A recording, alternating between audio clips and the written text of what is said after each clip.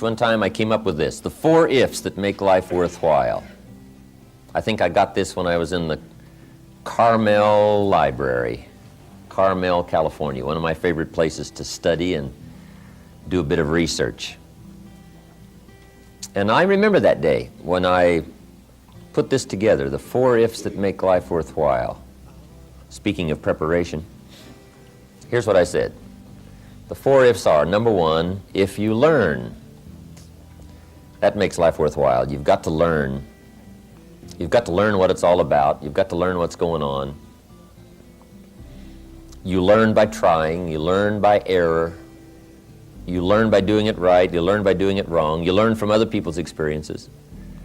There's all kinds of ways to learn. Never cease your quest for learning. Never stop learning. It makes life worthwhile if you learn. Then I said, the second if that makes life worthwhile is if you try. You've got to do something with what you've learned. See if you can raise a garden. See if you can start a business. See how quickly you can get promoted. See if you can move up in the next income bracket. See how much you can give away and still have plenty left. See how much you can do. Try it.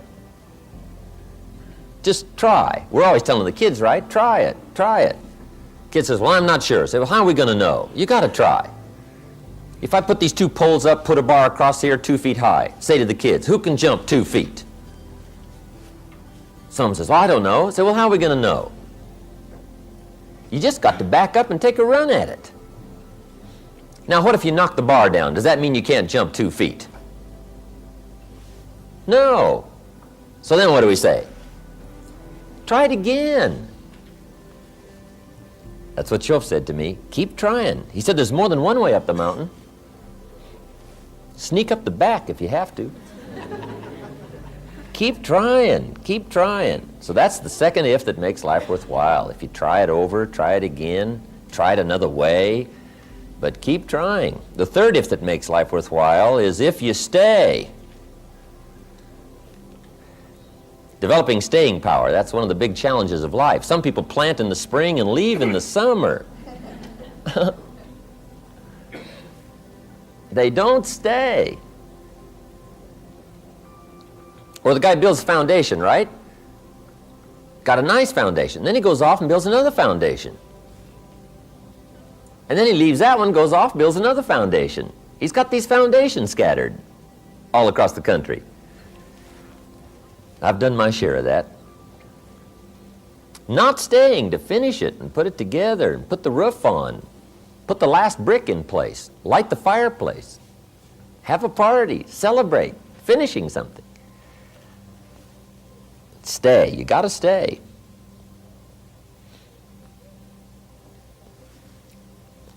We asked one of my good friends, Jim Cardwell, in Phoenix one time. I said, Jim, what are you good at? He said, starting over. So that's one of my better things, is starting over. He's a character. Asked him if he was good at any particular sport, and he said, yes, skating on thin ice.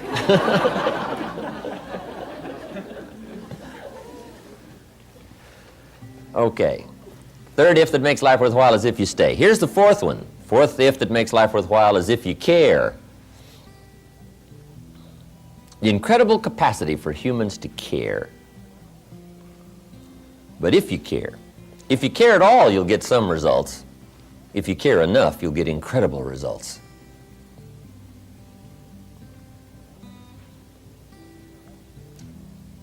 Now, that wasn't too complicated a speech, right? Just 4 simple ifs that make life worthwhile. But it does take some time, take some research, consciously, get your notepad out, get your journal, read the books. But now then, even though you don't have a speech to give, just get ready for tomorrow's conversations today. Get ready for next month this month. Get ready for next year this year. Always be a day ahead and a step ahead and a year ahead in your research and your development, in researching your own feelings and life and what's going on, so that no matter what conversation comes up, what chance to communicate comes up, whether it's a business communication or a personal communication, whether it's social, whatever it is, you'll be more ready for it a few months from now than perhaps you are now, just because you're doing it deliberately and consciously. So that's number one, have something good to say. First step to good communication. Here's the second step. Say it well.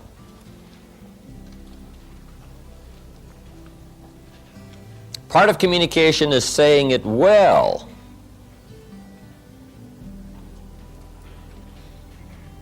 And there are some key points on saying it well. Having a good conversation that gets your point across but also gets the job done. Saying it well is a matter of repetition, conscious repetition. Some people say it over and over and over, but they don't get any better at it. But conscious participation, repetition, will help you to say it better. See, my first seminars, they were not that good. I'll admit that. But guess what? I did it again with the thought in mind of getting better. I did it again with the thought in mind of getting better. Okay? I practiced it some more. I did it some more. I went over it again. I went over it again. And sure enough, if you do it over and over and over and over consciously with the thought of getting better, guess what? Anybody can get better. People often wonder why I can do the evening seminar, 3.5 hours, most of you have been there, and I don't use any notes. Interesting. Once in a while someone asks me, how can you do 3.5 hours and you don't use any notes? And it's very simple. Anybody could do it. Guess why I'm able to do it? I've done it a few thousand times. See, if you do something a few thousand times consciously, sure enough, you will get better and better and better. So whatever you're doing now in the way of communication, the question to ask is, how long do you want it to take to get good at it? You say, well, I want to get good right away. Then you got to do it over and over and over and over. Repetition helps you to get better. So the second step to good communication is saying it well. Now there's some other points on saying it well. Here they are. One, say it with sincerity. And I don't know any substitute for sincerity.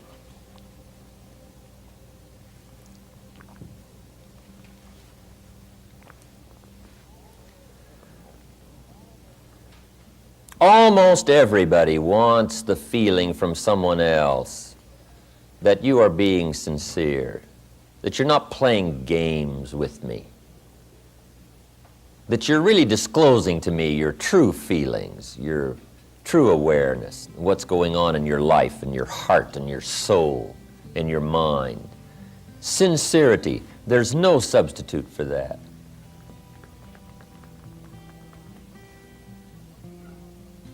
Once in a while, someone asks me, when the seminar's finished, they say, look, Mr. Rohn, everybody's gone now, but tell me the truth now. That story you tell about meeting Mr. Schoaf when you were 25 years old, and he hired you, you went to work for him, spent 5 years with him, he taught you the principles, how to turn your life around. He said, now that's just a story, right? That didn't really happen. Isn't that just a story to make all this sound good? Isn't that interesting that somebody would ask me if that was just a story or not, or if it really happened? To be sincere, it's got to be true. You just can't come up with sincerity telling an erroneous story. Now, you might make it sound sincere, but sure enough, someday it'll come back to haunt you. Saying it well is saying it sincerely. Saying it well is saying it accurately. You don't want a lack of credibility to creep into your communication. So you just got to be sincere. Tell the truth. The truth is so powerful, you don't need to dress it up with fiction. Another part of saying it well is saying it with brevity. Don't linger too long on any one point, because I got a good disclosure for you. The human attention span is short. You can't linger too long on any one thing. You've got to move along. So brevity. I used to tell long stories. And I stretched them out so long, people forgot the beginning by the time I got to the end. And now the end doesn't make much sense, right? Because you can't hook them both up. I just drug them out too long, too long. People get weary. You just got to practice being brief, being brief, being brief. Short, short. Attention span is short.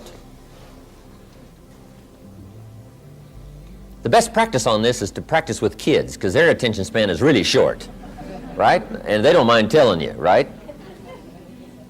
You start talking to the kids, right? And kids say, how long is this going to take, right? I mean, right away they get the feeling you're going to take 30 seconds. And you should only take 10, right? I mean, they get bored right away. So short, short. Make your stories short. Be brief in your illustrations. If you're going to say, here's something that happened to me one time. Don't give people a feeling now that you're about to launch into a 20-minute story. Just make sure you get the feeling across that you're going to be brief. It isn't going to take long. You're going to get the story across. And I guess part of that is our high-powered, speeded-up way of living, especially in this country. But it is true. If you want to be effective in communication, you've got to be brief.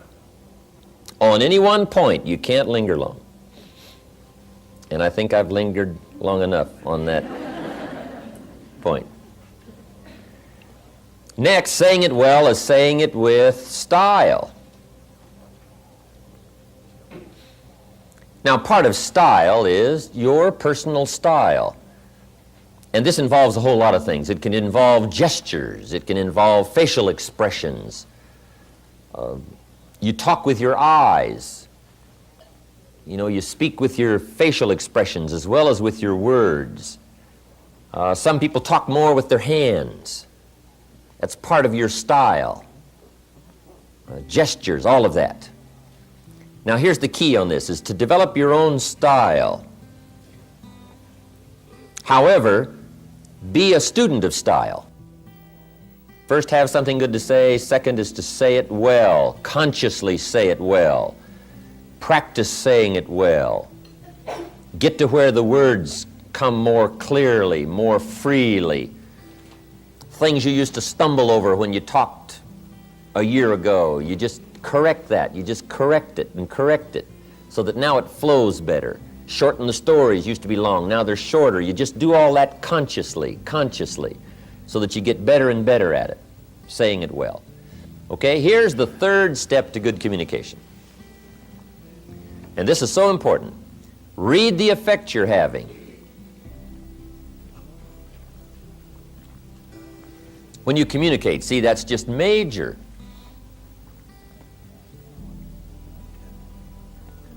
Study your audience, whoever your audience may be. If it's one of your children, you just study what's happening to them while you're talking. Right? Look in their eyes, look in their face. Analyze what's going on between you and whoever you're talking to, another person.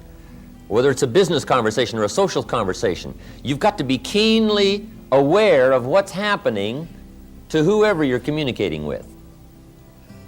Now, a real challenge is communicating with an audience. We had about 1,200 people the other night in Orange County, right? And I've got to make sure that everybody from down here, down in front, way in the back, how to gather up 1,000 people's attention, right, for the 3.5-hour period. Now, that's a real challenge. I didn't used to be that good at it. In fact, when I first started lecturing, I was hardly aware of my audience. I was so absorbed in my notes and my material, guess what? They could have all got up and left, and I would have never known it.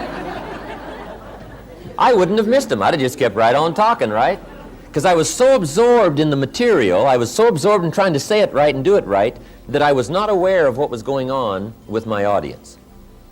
But you've got to read the effect you're having for a really effective communication.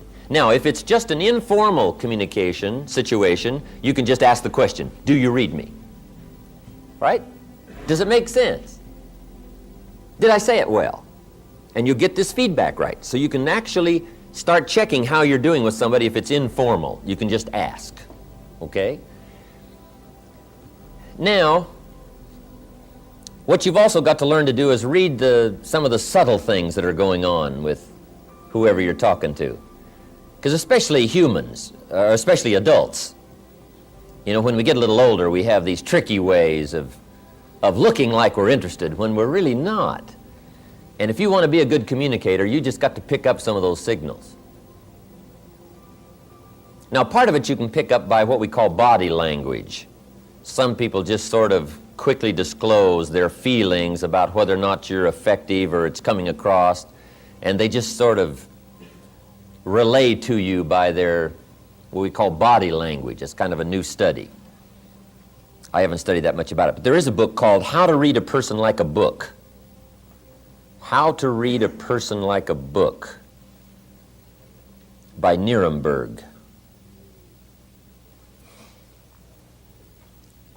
You just might make a little study on that. Now, don't get too involved in it, because sometimes you can so watch somebody in the way they blink their eyes, and you know, you're looking at their ears and looking at their hair, and now you get too carried away in trying to figure out, you know, all about them. But you can get some indication.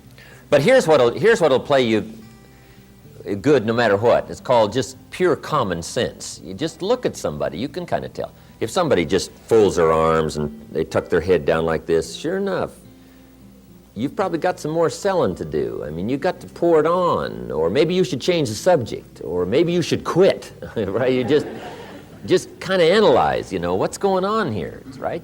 Some things are just fairly obvious. You know, if a guy's leaning toward the door like this, it's probably a sign, right? I mean, you say, oh, I got it, right? Clear. I've got a good word for the common sense approach, and it goes like this. Let the obvious be your best teacher. Whatever you do, don't ignore the obvious. You know, sometimes we say, oh, it couldn't be. Yes, it probably is.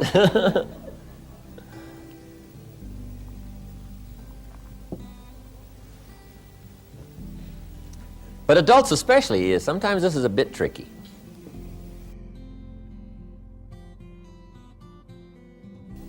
People smile, nod their head like this, and they got you shut off, and you just don't know.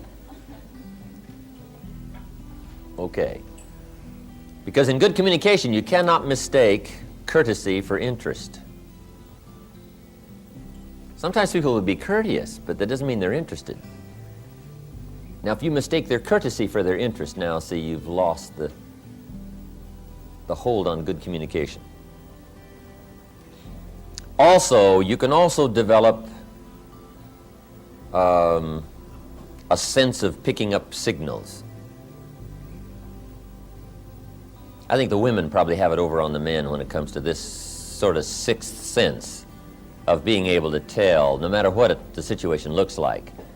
Women have this uncanny gift. I guess men can develop it, but women already have it. You know, the antenna is out. I mean, they pick up signals nobody else can pick up. I mean, the men don't have a chance. I think part of it is because until the industrialized society came, women were primarily the protectors. The man was the provider, right? He was gone. He was out there getting the game or whatever, and the woman was the protector. So I think the woman has devised these incredible sensitivities to danger and what's going on, what's happening. They're uncanny. Even the Bible says there's sheep and there's the shepherd, and then there's the wolves. That's what it says. Life is kind of like that, shepherd and sheep and wolves. It says also some wolves are so clever, they've learned to dress up like sheep and talk like sheep, I guess. That's what it says. Some are wolves in what? Sheep's clothes. Now, see, you got to be clever. Huh.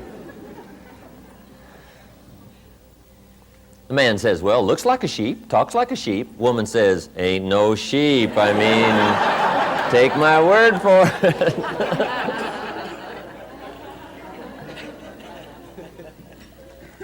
But that's that long developed instinct, I guess, right?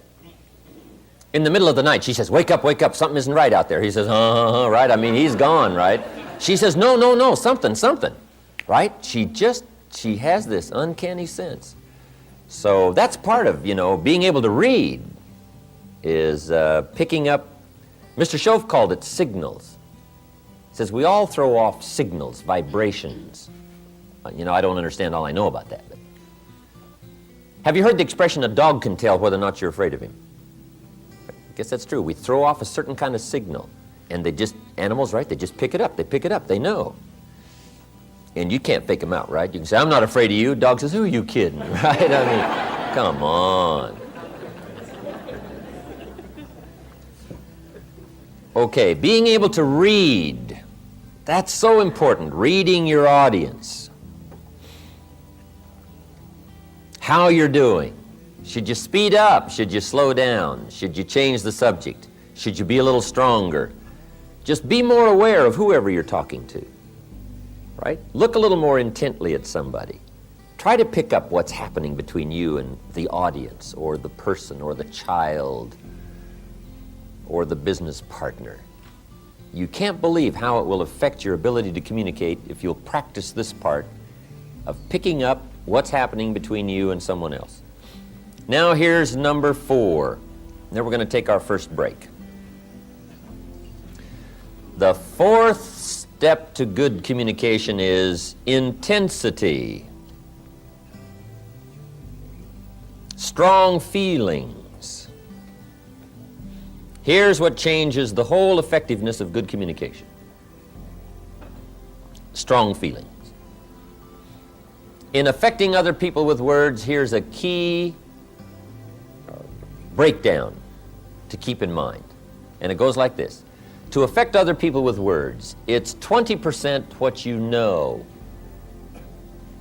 and it's 80% how you feel.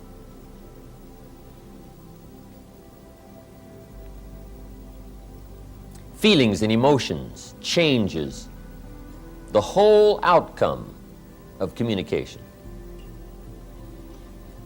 Intensity, words loaded with emotion have the best effect.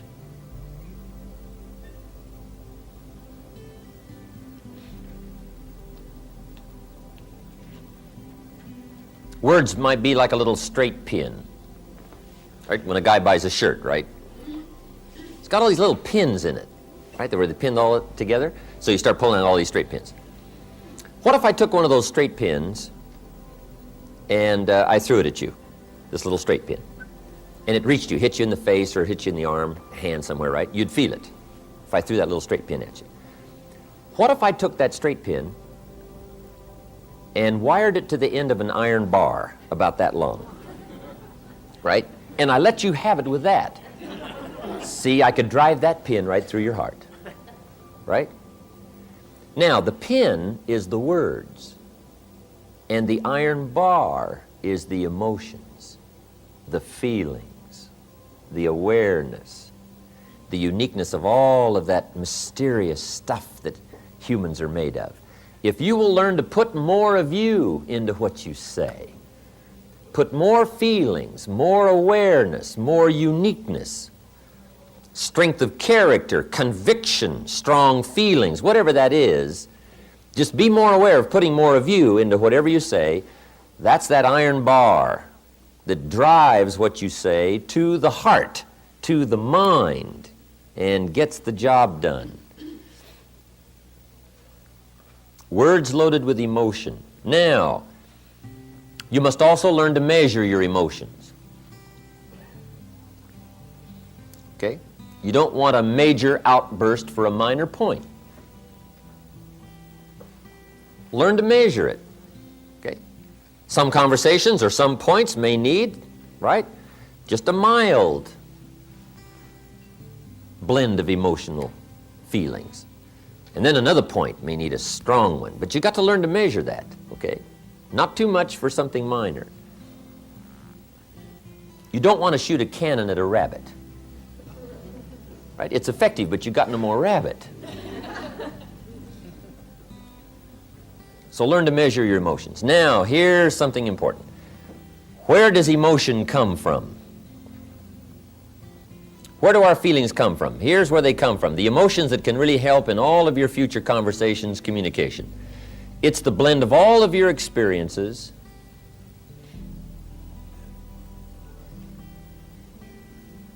and how they have affected you. The blend of all of your experiences and how they have affected you.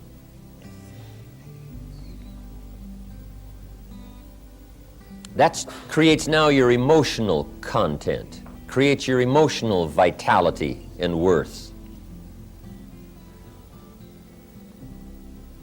So that's part of the getting ready experience on the emotional side. Be aware of your feelings.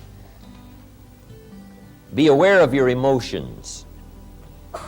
And as that experience grows, now when you get ready to talk, you've got the blend of knowledge and the blend of feelings to put into your conversation. And that's what creates the power.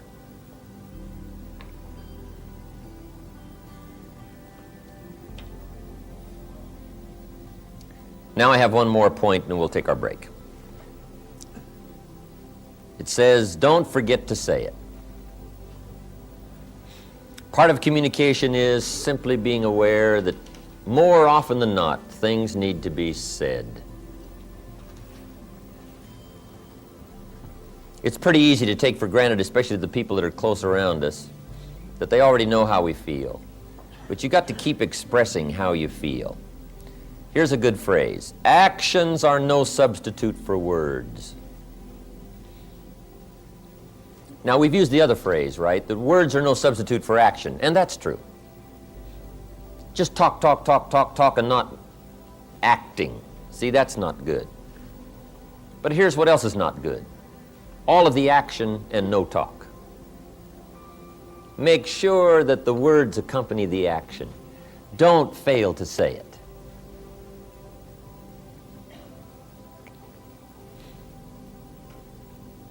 Probably one of the greatest difficulties in married life is this breakdown in communication, not clearing the air often enough, not keeping this open dialogue going constantly. One thing I found out, take nothing for granted. Say, well, surely they understand. Well, just explain it one more time. Just say it one more time. Don't take a chance that whether they know it or not. Bring up the subject again. Make sure it's clear. It's too easy to let it slide and not make it clear.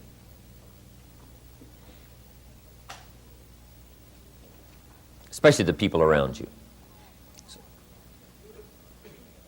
So how often do you have to tell the people that you love them? How often? Answer, often.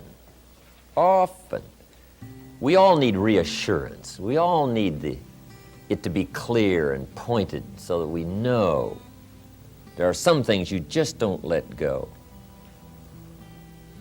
And there are some actions that will only say certain things they won't say at all.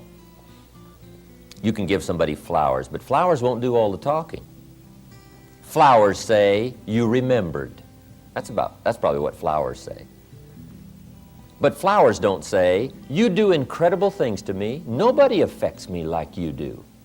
Now, see, flowers will talk, but they won't say that. That's the card you've got to put along with the flowers.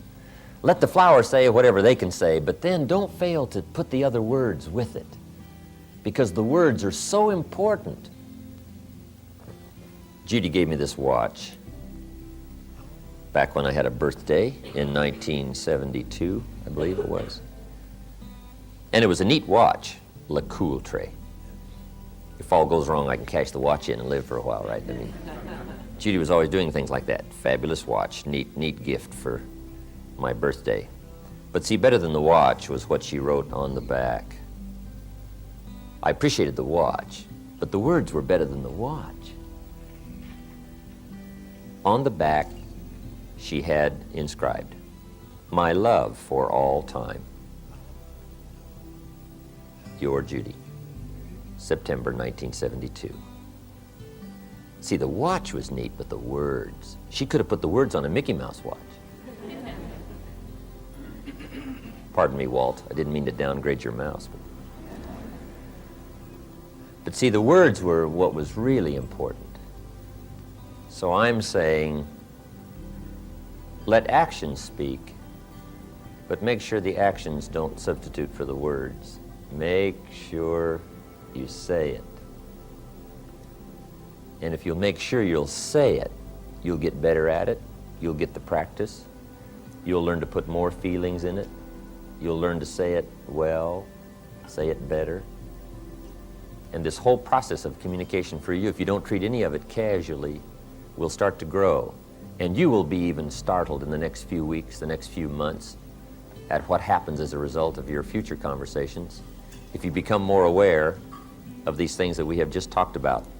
Sensitivity, fascination, interest, working knowledge, having something good to say, saying it well, reading the effect you're having, and the intensity of strong feelings. Okay, our next subject under communication is how to make a presentation.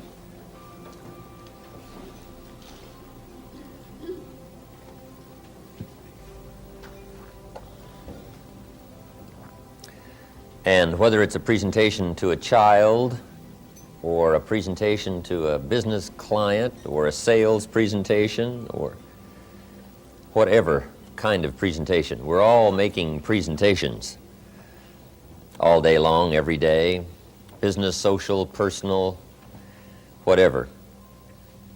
I have 4 parts to the presentation for you to consider.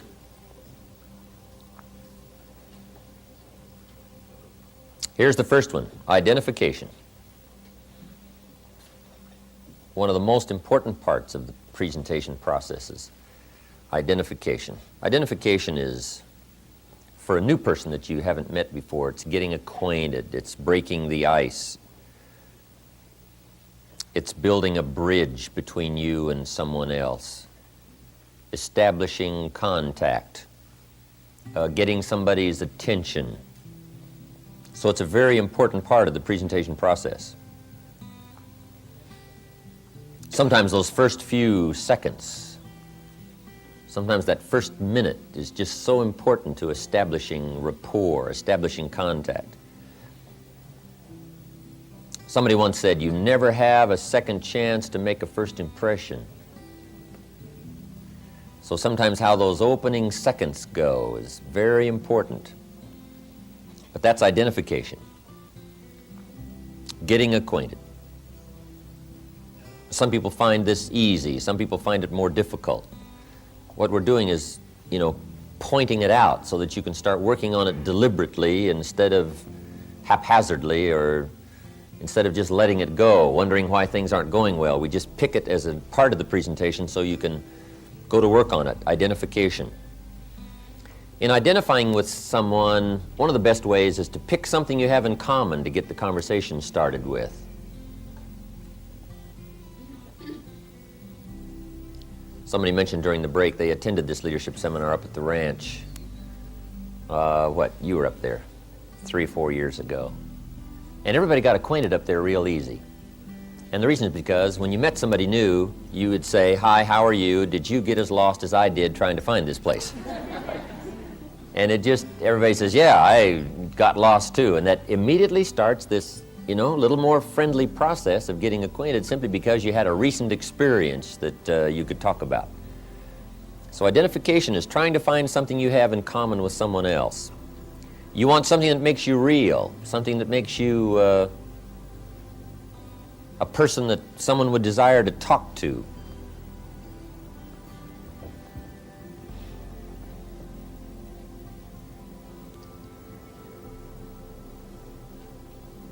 In the identification process, we use this little mental phrase. We want somebody to say, me too. Say, well, here's what happened to me. Somebody says, well, me too. I got lost. They say, well, me too. Here's how I felt. Someone says, I understand how that feels. Me too. Here's a reaction you don't want. The reaction called, so what?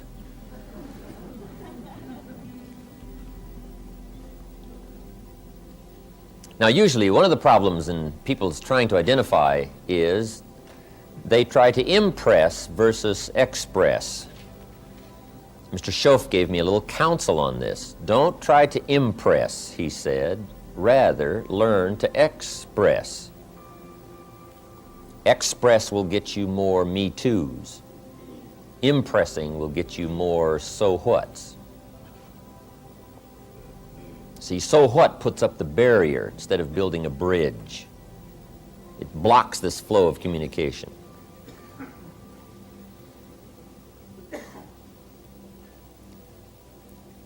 Usually when we introduce somebody, the introduction's usually full of so whats. One of the biggest challenges I have in doing seminars is to overcome my introduction. Usually an introduction, you know, you have to give your list of credits. But when somebody gets through with he's president of this and vice president of this, and he's got several companies, corporations, does business around the world, those are pretty well so whats. And I guess we consider it sort of standard, the so whats. So one of the first things I do when I come up on the platform, and I get the polite applause. And I understand it's polite applause. It's just part of the routine, right, that we go through. If you take that serious, you're in trouble, right? But, you get the polite applause. So I walk up, after all these credits, right? And I can tell that people are, saying, who is this guy? And is he really all he's cracked up to be, right? You can just feel all this going on in the audience. So I usually try to just, break that down just as quickly as I can by saying something like, I appreciate the warm welcome. Did you hear what the cow said to the farmer on a cold winter morning? Right? Thanks for the warm hand, right? And it goes over about like it did here, right? I mean, it just sort of, hangs out there. And that's to kind of let people know that, we're not interested in the chairman title or the president's title. We're here to just, talk person to person. And part of that is just an attempt to identify, to let everybody know you're not up there to talk down at them. You're not there to try to impress them with your success or anything else. We're there to really share ideas. But that's always a challenge. And every person and every audience is a brand new challenge. Every time you talk with somebody, it's a brand new challenge to identify. Now here's what you must do with someone who you already know. Re-identify. You don't get this identification process once when you get to know somebody and then it's forever over. You must constantly re-identify. No matter how long you've known somebody, they still want to know what are you feeling and what's going on with you and what are you thinking, and right? Everybody wants to know that, even if we've been around somebody for a long time. When you meet somebody, that's why we use those expressions. If we've known somebody for years, if we see them again, we say, how are you and how are you doing? That's to get this thing going, this identification process going between us and someone else. Now, in the identification process, make sure, if you tell little stories about yourself in identifying, make sure that they're accurate stories. Part of my identification I sprinkle throughout the whole evening seminar. My little story about meeting the little Girl Scout, selling me Girl Scout cookies, right? That's just a little story to try to keep identifying with my audience, to keep them on my side, right? That's identification story, right? She gives me this unique presentation, asked me if I want to buy, and I wanted to, but I didn't have $2. Now see, I can almost hear everybody out in the audience say, oh, I know what that's like. I've been caught without any money. I know how embarrassing that is. See, that's an identification story. Somebody says, I know how that feels. And I say, to this day I can remember the pain. Somebody says, I've had some of that pain too. I know what that's like. All of that is identification. So you have to re-identify. If you're talking with somebody over any length of time, you just re-identify little stories, things that's happened to you. So go back over your life and pick out the things that will identify with people.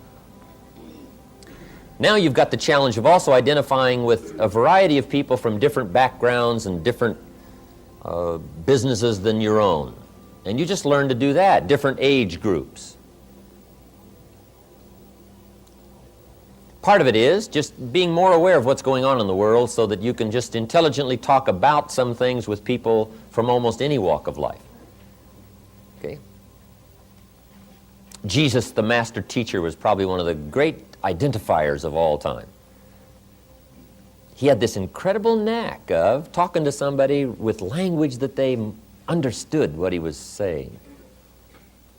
One day he said to those around him, "Today I'm going to teach you how to fish." Guess who he was talking to? A bunch of fishermen. He said, "Gentlemen, today we're going to have some lessons on how to fish. Only I don't want to teach you how to fish for fish, because you already know how to do that. What I want to do is to teach you how to fish for people." Now, see, he couldn't have chosen a better identification. He didn't say, "I'm going to teach you how to recruit." I mean, what do they know from recruiting? No. He said, "I'm going to teach you how to fish." Now, when you're talking to fishermen, that's clever, right? You don't say recruit when you're talking to fishermen. You say fish. See, that's incredible. You just learn when you talk fishermen, talk a little fish talk, right? If you talk to lawyers, just talk a little lawyer talk. I mean, you just learn how, right? Go sit in the courtroom and, learn a little lawyer talk if you're going to talk to lawyers. Or get in trouble and go to court, right? And sit on the witness stand and whatever. Just so that you can learn to identify. See, I've been through it, I know it, and analyze who you're talking to and see if you can't pick out certain ways to identify. Now, of course, there's some stories that are common to us all. And sometimes it doesn't take much of a story to identify.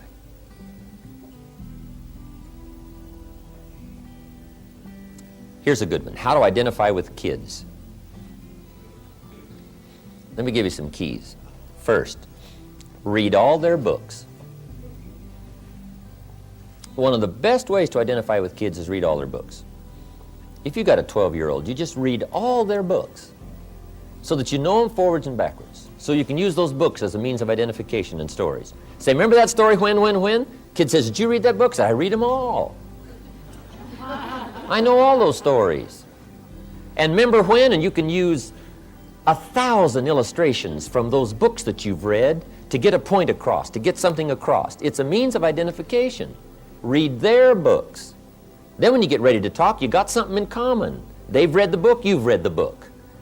And it's loaded probably with illustrations and points and ideas and human life stories of disappointment and success and failure, all of that. The way to identify is find out what someone else is interested in, find out who they are, how old they are, what they do, what's going on, and see if in your reservoir of experience and awareness you can't find something that will identify and cause this person to say, "Me too, I understand that," and you've got them coming your way. Then also a way to identify with kids is to remember when you were a kid. See, I don't have any problem talking to 12-year-olds because I remember every day about being 12. I remember all those experiences in detail. The highs, the lows, the exciting times, the desperate times. When I thought the world was coming to an end, and when I was riding on top. I remember all those feelings at 12. Did you ever get chosen last?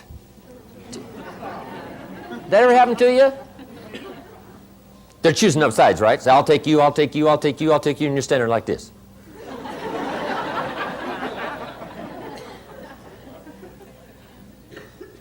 See, all you got to do is go back over, search around in your life. You can find 1,000 ways to identify with all kinds of people from your own life experiences. Okay?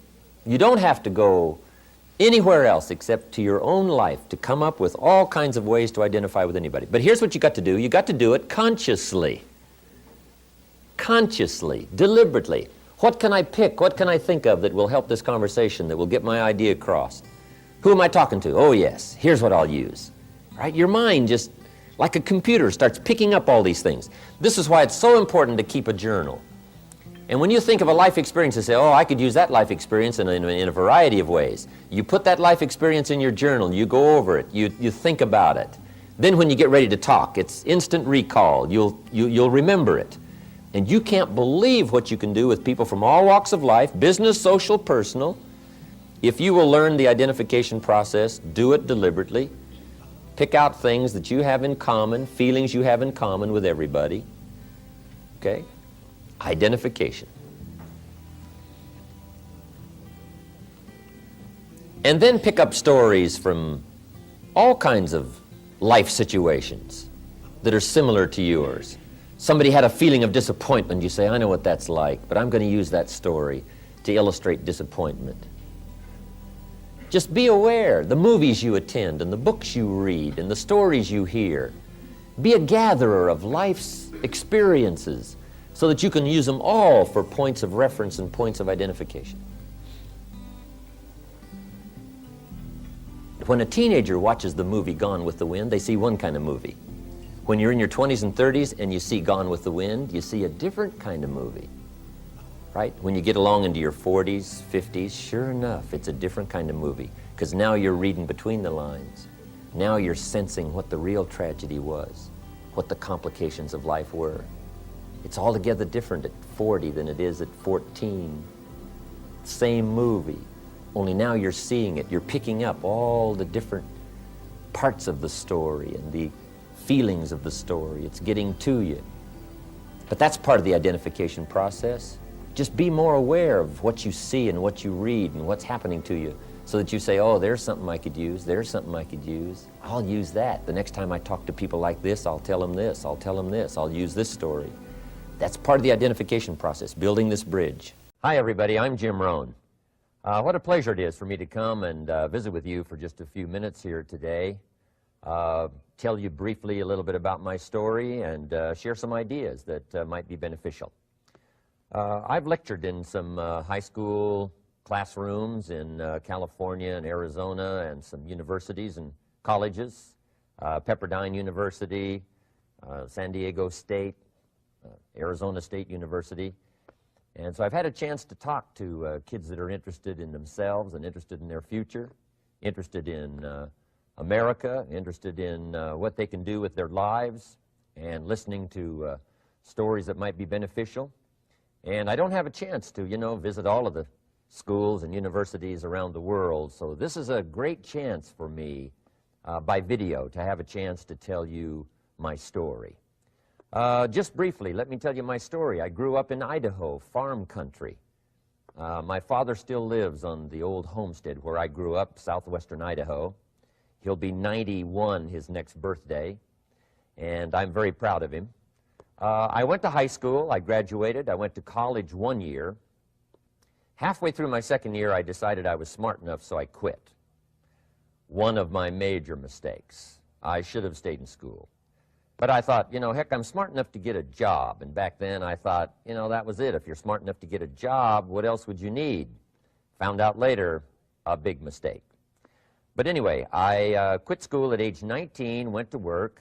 A little while later, persuaded a beautiful young lady to marry me with a lot of fancy promises. And fortunately for me, we got married. A little while later, I started my family. And I'm out there working hard, doing the best I thought I could. But year by year, I kept falling a little further behind. Buying a little more than I could conveniently pay for on time. And the creditors are finally starting to call saying, hey, you told us the check was in the mail. I'm not feeling at all good about that. About age 25, I've got pennies in my pocket, I've got nothing in the bank, and way behind on my big mouth promises to my family, and wondering what could I do to make my life better. I was willing to work hard. That was not my problem. But I just wasn't making the progress I wanted to make. And then good fortune came my way. Sometimes it's difficult to describe good fortune, why something remarkable happens to you at a particular time. One of my friends says, well, hey, things don't just happen. Things happen just. And maybe that's it, I don't know. But my good fortune was I had a chance to meet a very wealthy man. His name was Mr. Schoaf, Mr. Earl Schoaf. A friend of mine had gone to work for him, and he started telling me about this man. He said, you got to meet this man. He's rich, but he's easy to talk to. And he's got a remarkable philosophy of life. And he kept going on, and I thought, well, I've got to meet this man. So shortly after that, I had a chance to meet this Mr. Schoaf, and I was impressed. He was rich. He was easy to talk to. Within a few minutes, I was dazzled. And I said to myself, I would give anything if I could be like that, rich and easy to talk to. What would it take? And then I thought, if I could just get around somebody like him, and if he would teach me and coach me, I would do it all. And that was my good fortune. A few months later, this wealthy man, Mr. Schoaf, hired me and gave me a job, and I went to work for him, and I spent the next 5 years in his employ. And then, unfortunately, at age 49, he died. But I got to spend 5 years with this remarkable man, his last 5 years of his life, and the first 5 years of my new life. And my dream came true during that 5-year period. This man took the time to teach me and coach me. He taught me the books to read. He taught me the disciplines, and he taught me the skills. And he taught me the changes to make in my language and personality. And the things he shared with me during that 5 years changed my whole life.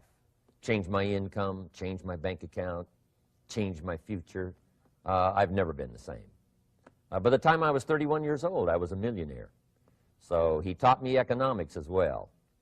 So how lucky can you get to meet the right person at the right time who takes the time to share with you ideas that can change your life?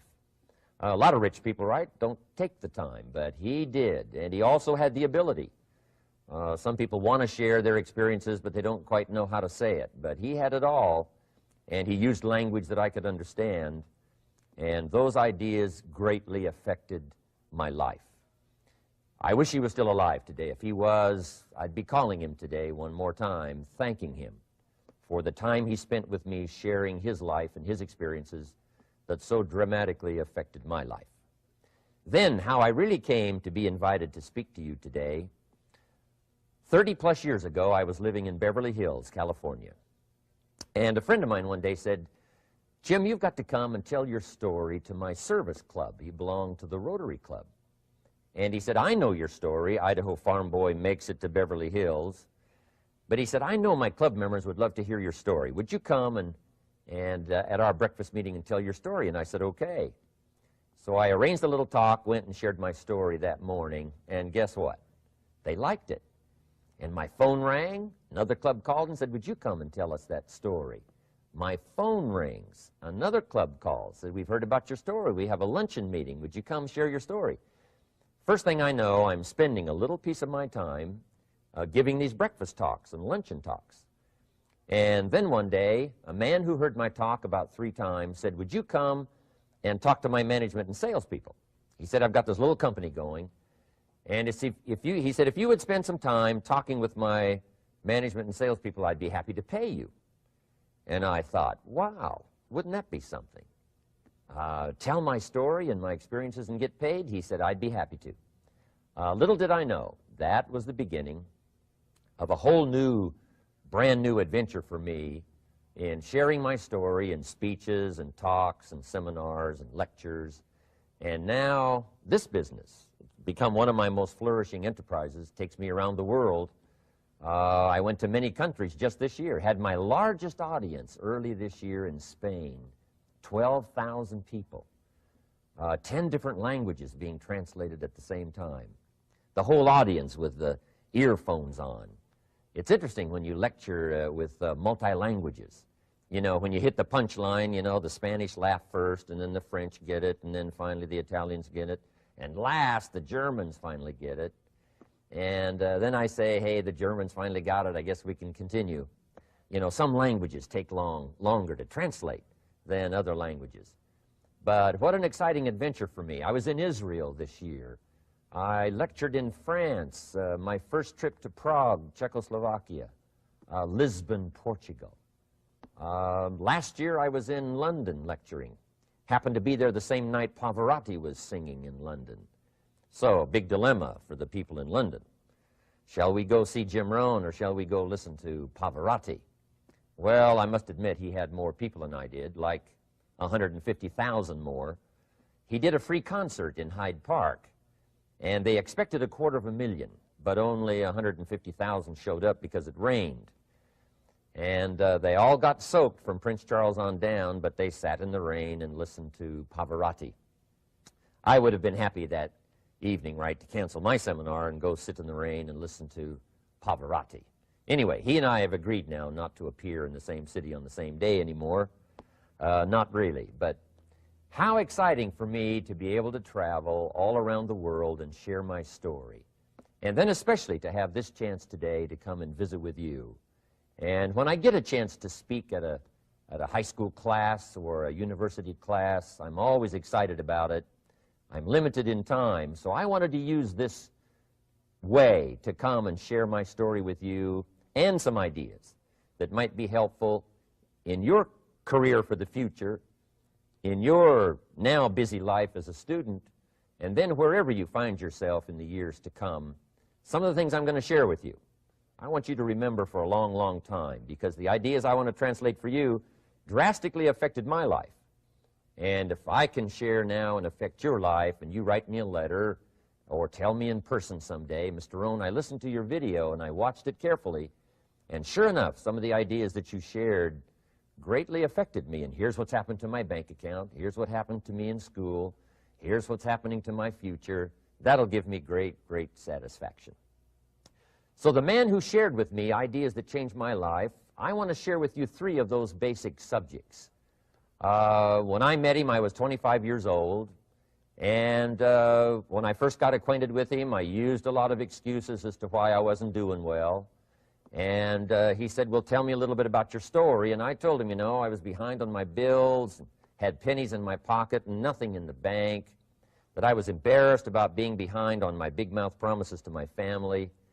And then he gave me one little simple phrase that really forever changed my life. And here's what he said.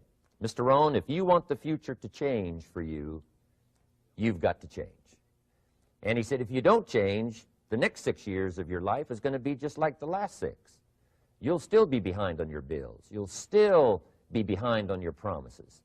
But then he gave it to me in the form of a promise. When I was 25 years old, I've remembered it all these years, and I've shared this promise now with probably over 3 million people in the last 30-plus years.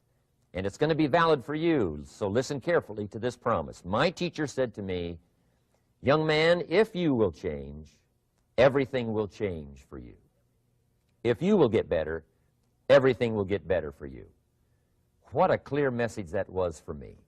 He said, if you'll change your philosophy, if you'll change your habits, if you'll refine your thinking, if you'll change and accept some new disciplines, if you'll turn the corner where you've been in the past, go for a new life for the future, he said all kinds of remarkable things will happen for you if you will change. Before I met Mr. Schoaf, I used to cross my fingers and say, I sure hope things will change. I was hoping the government would change and the tax structure would change and that my boss would change and pay me more money. I was hoping that, you know, economics would change and prices would come down, and I was hoping that circumstances would get better. And then I discovered from my teacher that those things are going to continue the same. In fact, all of those things that happen to us is kind of like the wind that blows. And the wind blows on us all. In fact, in America especially, the last 6,500 years of recorded history, we've got probably the most favorable wind that's ever blown. Economics and circumstances, living in a free country, democracy and freedom, an excellent economy. Sure, we struggle at times, but compared to the rest of the world in the last 6,500 years, we've got the best wind ever. But if you just let the wind blow, I'm telling you, it won't take you where you want to go. All of us must use this wind to take us to the dreams we've got, to the equities we want, to the money we want, to the income we want, and to all the things we want our life to have. This is where we want to go, and we've got a good wind, but we must not leave our future just to the wind, just to the economy, just to the structure of the way things are happening today. Here's what we must learn to do, and that is set a good sail. And if you'll learn to set a good sail, and that's what my teacher taught me in those early days. He said, Mr. Rohn, the wind is going to blow however it's going to blow. Politics are going to be politics, and the economy is going to be the economy. And however it turns out, that's the way it's going to be. What you must learn to do is not to wish for a better wind. That's naive. The key is to wish for the wisdom and the skills and the learning so that you can set a better sail. And so that's what I did at age 25. I went to work not on the economy. I went to work not on the community. I didn't go to work to try to change the government. I didn't go to work to try to change my boss or the company. I didn't go to work to try to change circumstances. I went to work to try to change myself. And I picked up that promise. My teacher shared with me that if I would change, my income would change. If I would change, my bank account would change. If I would change, my future would change. And sure enough, his promise came true for me. The first 6 years of my economic life, I wound up broke. Those pennies in my pocket, nothing in the bank, behind on my promises. The second 6 years of my economic life, I wound up rich. But interestingly enough, the second 6 years of my economic life, the government was about the same and the economy was about the same. You know, the companies were about the same. What they paid was the same. Circumstances around me were the same. You know, my negative relatives were the same. But I was not the same. That's how my life changed. And that's how things started working for me, changing my life all those years ago. So that's what I wanted to share with you to begin with, this beginning of what Mr. Shoaff shared with me, that if I wanted my life to change, this was what I was going to have to do. And so he broke it down into 3 subjects that really made an impact on my life, and I want to share those with you. The first subject he called personal development. And the second subject he called setting goals. And the third was how to become financially independent. And I'd like to give you just a few clues from those 3 major subjects that so dramatically affected my life. And let's get started. The first one is personal development. Now, in illustrating personal development, Mr. Shoaff, my teacher, started with money. You know, money's not the only place to start in talking personal development, but it's where he started, so let me share the thoughts he shared with me back then. Let me share them with you. Here's the best lesson I can give you on economics. It's very simple. We get paid for bringing value to the marketplace. That's about as simple as I can put economics. We get paid for bringing value to the marketplace.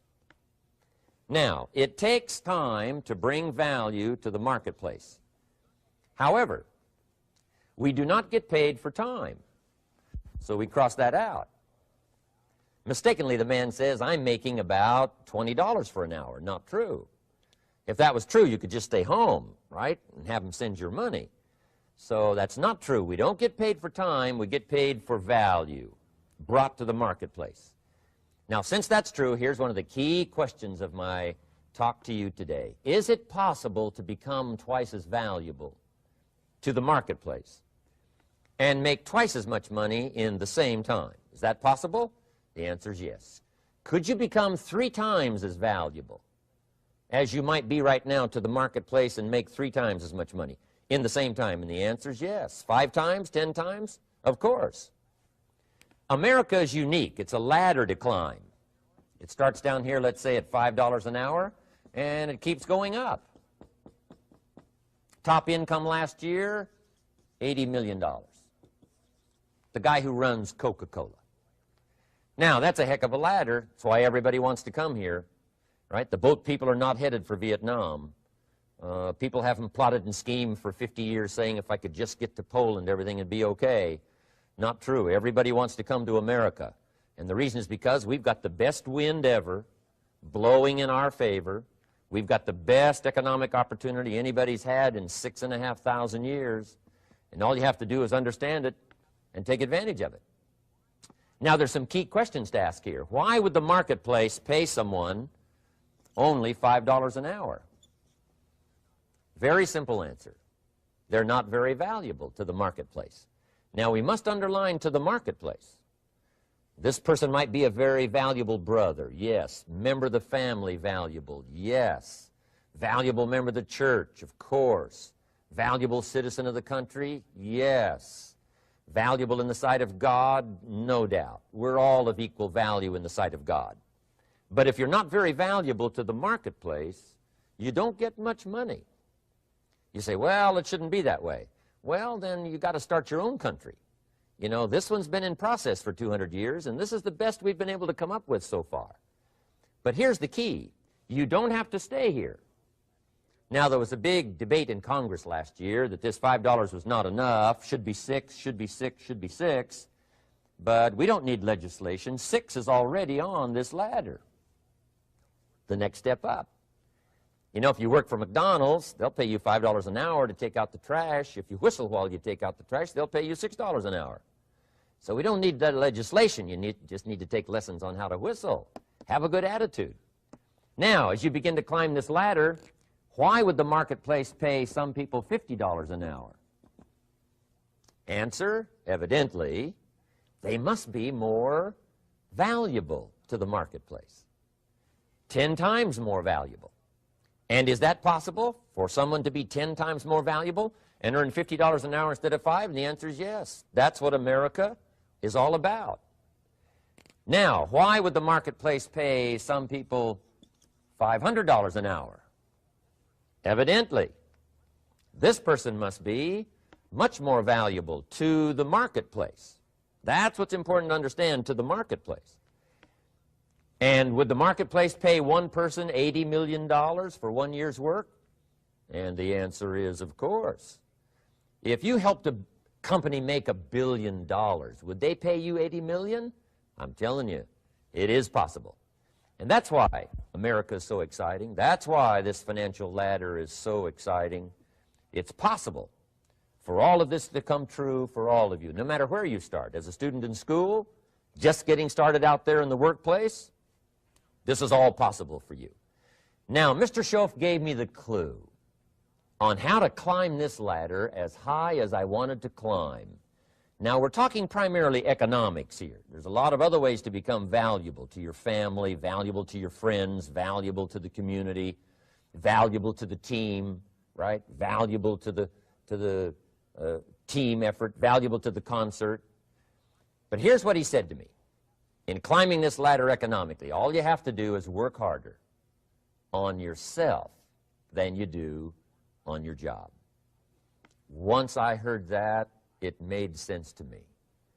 I kept hoping that everything else would change around me, found out that if I went to work on myself, worked on my skills, worked on my language, if I became better than I was each year, if I grew in skills and language and vocabulary and competence, then I would become attractive to the marketplace.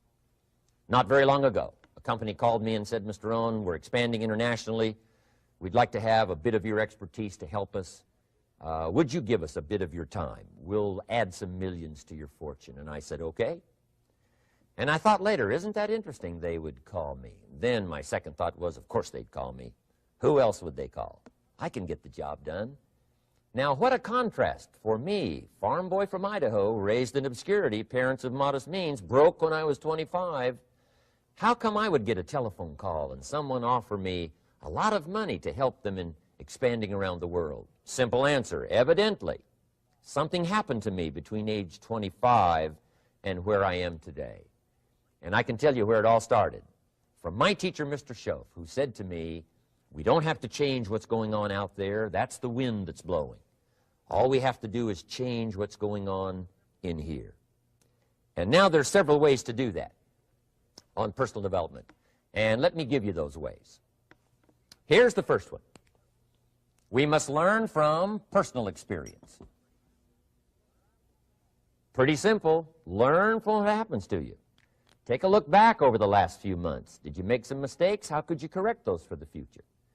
Take a look back over the last year. Have you done it right or done it wrong? Let's correct it for the next year. Learn from your personal experience. Mr. Schoaf asked me when I first met him, he said, Mr. Rohn, how are you doing? You've been out there now 6 years. And I said, I'm not doing very well. He said, I suggest you not do that anymore. What a simple, swift analysis to my situation. He said, if you keep doing it, the next 6 years will be like the last 6. You don't want that to happen. Let's make the changes. So learn from your personal experience. Now here's number 2, why I came to share this video experience with you today, and that, I call it OPE, other people's experiences. That's me, other people. That's your teacher, other people. That's your friends and colleagues, other people. The people you meet that can pass along to you their experiences, what's happened to them, the mistakes they made, how they corrected them, how they changed their health and changed their bank account and changed their income and changed their future. That's it, other people. Now there's 2 kinds of people to learn from. One is failures. It's too bad failures don't give seminars, right? That would be valuable. Bring your notebook, have them tell you how they lost it all and threw it all away, threw their health away and threw their friendships away and things didn't work out well. That would be valuable. But now then we must also learn from positive, people that have done well. They've got the health, and so we ask them, how did you become so healthy? They've got the skills, so we ask them, how did you become this skillful? They've got the income, so we ask them, how did you get here in such a short period of time? So now here's what's important in personal development.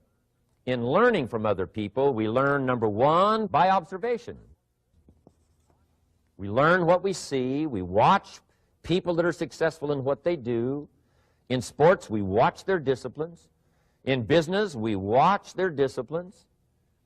By observation, what we can see. The reason I created this video is something that you could see someone's experiences translated for you. Second, we learn by what we hear. I've got some of my lectures on cassette tapes, so you know you can take them with you wherever you go and learn by listening. Turn your car into a mobile classroom and listen. And then listen to the sermon on Sunday morning. Listen to the lectures. Listen to the teacher. Listen to someone who's got something good to say. And then number 3 is vitally important on personal development, and that is read all the books you can possibly read in your lifetime. Mr. Schoaf got me started on my library. I've got one of the better libraries. Haven't read everything in it, but I feel smarter just walking in it. My library. At least I was smart enough to buy it. Now I got to be smart enough to read it. And then, of course, I got to be smart enough to decide what's valuable and then do it. But this one is very important. Become a good reader. Some books that helped change my life. Mr. Schoaf recommended, of course, the Bible. And my parents made sure I was a pretty good scholar by the time I was 18. That's been so beneficial for me, drawing from those illustrations, reading about those stories, people who made it and people who didn't make it, and what the difference was. And then other books that helped to really change my life. One called Think and Grow Rich by Napoleon Hill. And then a book that helped me become financially independent by the time I was 31. And that book is called The Richest Man in Babylon by George Clason. And I'm going to share a little bit of that book with you when I get to financial independence today, our 3rd subject. But I started reading the books, attending the classes, making sure that I got in front of people that had something good to say. And then I started keeping a journal. One of the major things my teacher taught me was to keep a journal. He said, don't trust your memory. If you hear something good, just make a little note and write it down. Now, at first I took, notes on pieces of paper and torn off corners and backs of old envelopes. And it didn't serve me well, thrown in a drawer. Then I learned to keep a journal, a bound copy of all my notes. So I would suggest you do the same. Things that impress you, a poem that impresses you. When you attend a class, some of the ideas that impressed you, jot them down. You read something in a magazine, right? Some ideas. Take those out, put them in your journal. Keep a good journal the rest of your life. This will serve you well. My journals make up a significant portion of my own library. And if you saw my library and saw my journals, I tell you what you'd have to say. This is the library, and these are the journals of a very serious student. No wonder Mr. Rohn is invited to lecture and speak on his experiences around the world. So I want the same thing to happen to you. Value captured that you can resort to later, go back over it and review it, and let it become valuable to you. So that's my first subject, personal development. Work harder on yourself than you do on your job. Develop the skills. Learn the lessons. Take the classes. Absorb all that is being taught to you these days. And then later on, of course, you can sort it out, what's valuable to you and how to refine it for your business and for your life and for your future. But the main thing is to get it and start this process of personal change, personal development. And let me say it one more time. If you will change, everything will change for you. You'll never be the same. You'll keep growing. As you look back on a few months, look back on a few years, you won't believe the progress you can make economically, your relationship with your family, your friends, and whether you're in sports or economics or whatever. I'm telling you, that whole process of committing yourself for personal change, personal value, can really make your life unique and worthwhile. Now let's cover the second subject, on setting goals. Mr. Shelf gave me some tips on setting goals that changed my life forever. And I want to share those with you.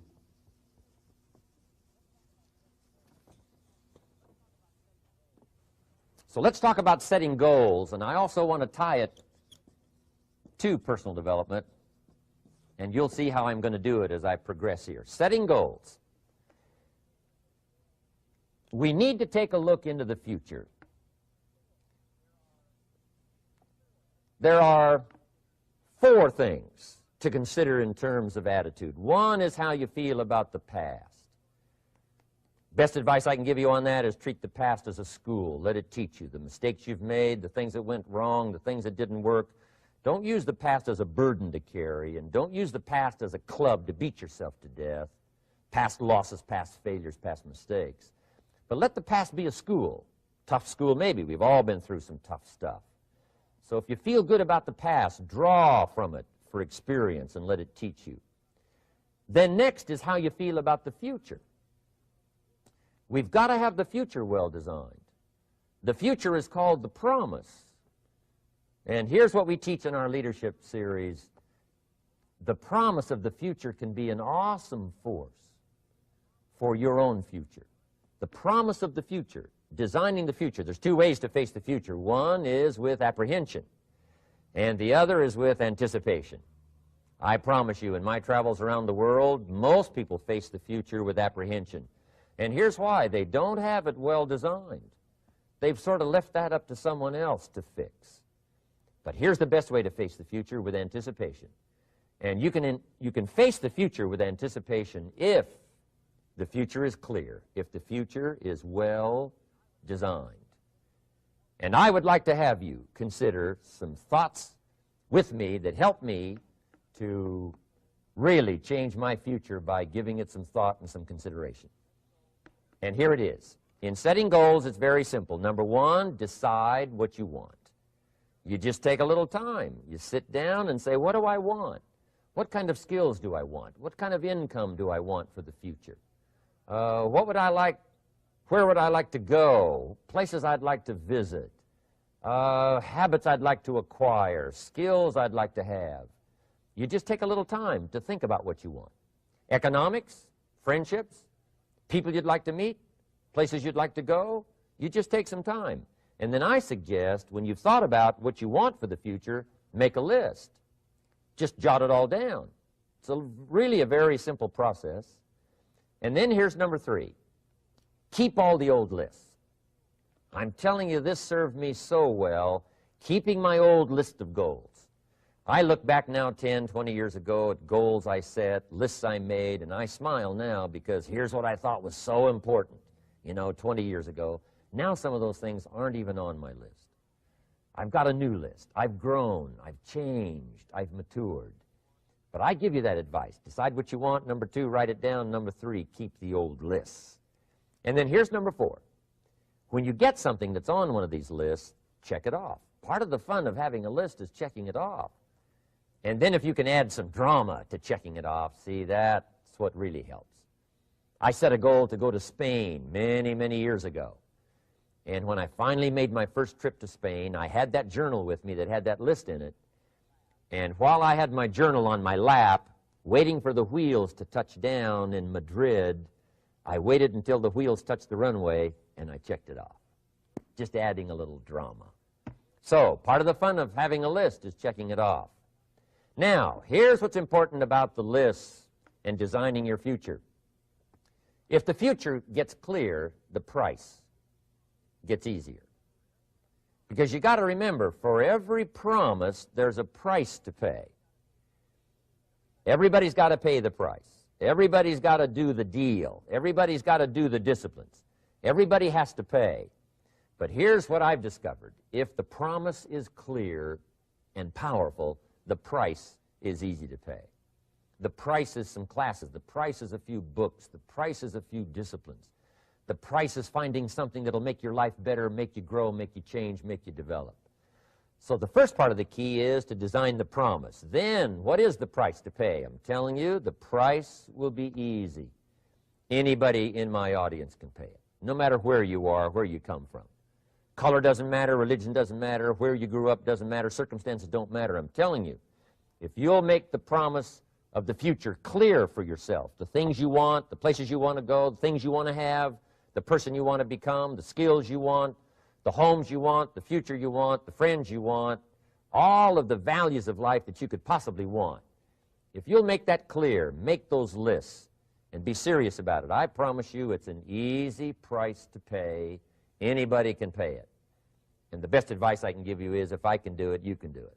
Farm boy from Idaho, raised in obscurity, I changed my life, turned it upside down, turned it all around, found economics, found future, found promise, and if I can do it, you can do it.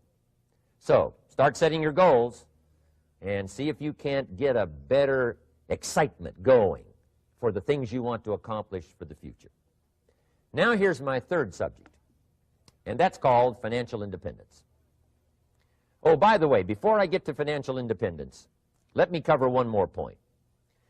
One of the major reasons for setting goals is for what they make of you in achieving them. My teacher advised me when I first got started at age 25, he said, "Jim, why don't you set a goal to become a millionaire?" He said, "It's got a nice ring to it, you know, enough zeros to impress your accountant." And he said, "I'm here to help you. You're only 25 years old. You've been to 1 year of college. You've got a beautiful family, every reason to do it. Why don't you set a goal to become a millionaire?" And he said, "Here's why." And I thought, he doesn't need to teach me why. Wouldn't it be nice to have $1 million? He said, "No, then you'll miss it." He said, "Here's why. For what it will make of you to achieve it." I'm telling you, that statement changed my life. Set the kind of goals that will make something of you to achieve them. He said, "Now, once you become a millionaire, what's important is not the money." I thought, that's kind of strange teaching. He said, "Honest, it isn't important." He said, "You could just give the money away." Now, I did better than that. I lost it all. By the time I was 31, I was a millionaire. By the time I was 33, I was broke. And I'll tell you a little bit about that story later. But when I lost all my money, guess what? I found out Mr. Schoaf was right. What was valuable was not the money. What was valuable was what I became to earn the money. The skills I had, the knowledge I had about the marketplace, the values that I had going for me. They were more valuable than the money. And here's an important statement to remember. It's not what you get that makes you valuable. It's what you become. So part of the key here is to set the kind of goals that will make something of you. Don't set them too low so that you don't have to grow and you don't have to read and you don't have to try and you don't have to stretch. Don't set them too low. And then don't sell out. Don't go for something that's going to cost you your virtue or cost you your values or sell out your principles. There's a good middle road here to follow. Goals that will inspire, goals that will help you grow, change, develop, and become better than you are. Okay. Now let's talk about financial independence. How to become rich by 40, 35 if you're extra bright, much sooner if you find an opportunity like I did. Let me show you how I did it. Financial independence. First of all, I like the phrase financial independence. Some people are a little bit concerned about using the word becoming rich or becoming wealthy, and I can understand that. I struggled a little bit with this. Is it okay to go for becoming rich, go for becoming wealthy? And maybe that's a bit too strong a word or strong a term. So here's what I've come up with that I think is comfortable for me, and that is how to become financially independent. I think it's every person's heritage here, especially in America, to become financially independent. Now, let me give you my definition of financial independence. Financial independence is the ability to live from the income of your own personal resources. Financial independence. Now it depends on how you want to live. If you need $2,000, $3,000 a month, if you need $4,000 or $5,000 a month, if you need $10,000 a month, some people may need, you know, $100,000 a month. But whatever you would need to live, and you could earn that living from the income of your own personal resources, that's what I call financial freedom, financial independence. And let me show you how to acquire it. If you start at age 15, between ages 15 and 35 is 20 years. And in my personal opinion, based on my own studies and my own experience, 20 years, in my opinion, is enough time to become financially independent. If you're not, you don't live in the wrong country. Probably what's happened is you have the wrong plan. And it's easy to be a nice person with the wrong plan. I found that when I was 25 years old. I was broke at age 25, and I was a nice guy. You would have liked me. But I'm telling you, my plans up until then, especially my financial plan, left me broke. I totally changed it the next 6 years, and I became financially independent. So I know what I'm talking about. It is possible in a reasonable amount of time, 15 to 35, whatever, 20 years' time, enough time. You can do it in a much shorter period of time, like I did if you want to. But this is a reasonable enough time. But here's number one. First of all, you got to have the right philosophy. Philosophy is our ability to gather knowledge and sort through it and decide what's valuable. To develop a philosophy about life, a philosophy about our health, a philosophy about our family relationships, a philosophy about economics. And if you develop the right philosophy, that's what helps to set this sail, so that in 6 years it takes you where you want to go, instead of winding up like I did that first 6 years of my economics, broke, no money, empty bank account. The right philosophy. Now let me give you a couple of philosophies to consider. Here's the first one. It's called the philosophy of the poor. And here it is. Poor people usually spend their money and invest what's left. That's the philosophy of the poor. Now, here's the philosophy of the rich. Rich people invest their money and spend what's left. And here's the startling answer. It really doesn't matter what the amount is. What's most important is not the amount. What's really important is the philosophy. So I would ask you to adopt this philosophy of spending after you have invested. Invest first, then spend. And I've got a little formula that I'm going to share with you. Now, what should a child do with a dollar? I mean, there's a lot of debate going on, I'm sure, across the country on what a child should do with a dollar. Here's one opinion. It's only a child and it's only a dollar. What difference does it make? Well, in my opinion, it makes all the difference in the world. A person's economic future starts with a child with a dollar. Somebody says, oh, no, you're only young once. Let him spend it all. Well, when would you hope that would stop? Somebody says, well, wait till he's 50 and broke like me, and, and then he'll learn. Well, no, we don't want to wait that long. If I would have known earlier than age 25, I would have changed. In high school, if they would have had classes called Wealth 1, Wealth 2, I'd have taken both classes. I would not have waited until age 25. So, the earlier the better. So, what should a child do with a dollar? Here's the simple premise to begin with. Don't spend it all. And if a child wants to spend the whole dollar, you got to say, hey, don't spend it all. Don't spend it all. They'll say, why not? It's my dollar. I earned it. You say, I know you earned it, but don't spend it all. They'll still say, why not? Say, let me show you why not. So you put them in your car, take them to the other side of town, and show them where people live that spend the whole dollar. You just drive them around. Kids learn best by visual. Just drive around and say, would you like to live here? Kid says, no. Would you like to live like these people live? Kid says, no, no. Then you can't spend the whole dollar. So, kids will get the message. So, take them to the other side of town, show them around, unless you already live there, and then just show them around. Anyway, don't spend the whole dollar. Now, let me give you my best view of what to do with the dollar. And I promise you, if you started at age 15, now if you're over 15, right, You've still got plenty of time. You still got 20 years. You know, if you're 30, you still got 20 years. I mean, you know, you still got plenty of time to start what I'm about to share with you. What to do with $1. Here's my first bit of advice. Never spend more than 70 cents. Never spend more than 70 cents. Now, you got to pick some number, and the number you pick is going to be determined by your philosophy. It's going to be determined by what you've been taught or your experience teaching yourself. When I first met my teacher, Mr. Schoaf, I was at about 110% of each dollar. You know, I'm down at budget finance, hawking my furniture and my car one more time. And then I learned a whole better formula for financial independence. Number one, don't spend more than 70 cents.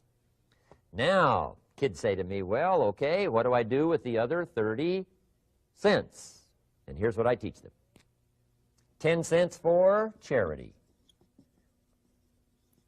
Charity or church, or helping people that can't help themselves. 10 cents to support worthy projects. Projects that you feel good about. 10 cents out of every dollar.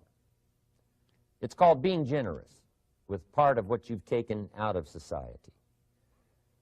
Now, in my opinion, nothing teaches us character better than generosity. No class, no teacher, no book teaches character better than generosity.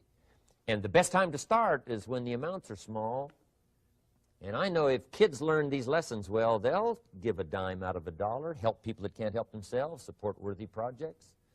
Or if you belong to a church, they teach tithe, piece of. That's very important. Now, because when the amounts get larger, sometimes it's a little more difficult. You know, giving 100,000 out of $1 million, someone says, oh, if I had $1 million, I'd give 100,000. I'm not sure. That's a lot of money. So the time to start is when the amounts are small. 10 cents out of the dollar. Okay, next 10 cents I call active capital. Active capital means do something to make a profit. Active capital. Set aside a portion of your income. Wages are okay, but I'm telling you, wages will make you a living. Profits will make you a fortune. So set aside part of your income as capital, called active capital. Any kind of project you can possibly think of, you can possibly come up with. I'm going to write a new book, I think, for kids. I think the title is going to be, Of Course Kids Should Pay Taxes. It's kind of an interesting title. In California, kids do pay taxes.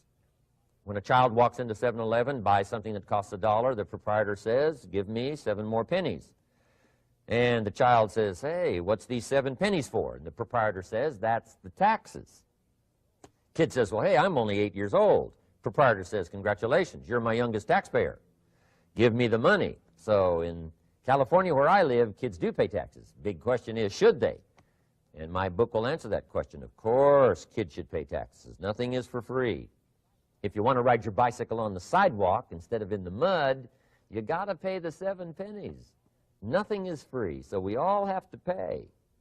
So, 10 cents out of your living, out of the money you earn, set aside for capital. Capital to try your best to show a profit. And in my book, it's going to be all kinds of ways kids can make money, right? 2 bicycles, one to ride and one to rent. I mean, you know, it doesn't take long to figure out some enterprise that'll start making a profit. Then you must jot this down if you're taking notes. Profits are better than wages. One, you can't usually start wages until you're about 16, 15, 16, but you can make a profit long before you're eligible to start earning wages. And then there's no limit to profits, and they can double and triple and quadruple. You know, there's no limit. It's incredible how fast profits can grow. So profits are better than wages. Wages make you a living. Profits make you a fortune. Now, the third 10 cents is vitally important. I call it passive capital. Capital you let somebody else use. A financial institution, stocks and bonds, mutual funds, whatever. Let someone else use it. You furnish the money. They use it to make a profit, but they pay you for the use of it, called interest. And here's one of the things that'll make you financially independent fairly quickly, and that's called compound interest. And this is how you get it. Letting someone else use a portion of your money, your substance. They show the profit, they pay you interest. And this passive capital, I'm telling you, over a sustained period of time, if you'll develop this little 10, 10, 10, and 70, especially starting at age 15, I'm telling you, by the time you're 35, you will be financially independent. You'll have the ability to live from the income of your own resources. And then one more point on passive capital. There's a Bible philosophy. I'm an amateur on the Bible. But there's a Bible philosophy that teaches the borrower is servant to the lender.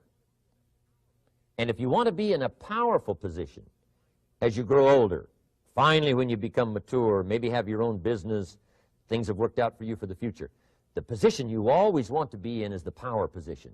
And that's called the lender. The lender is the power position.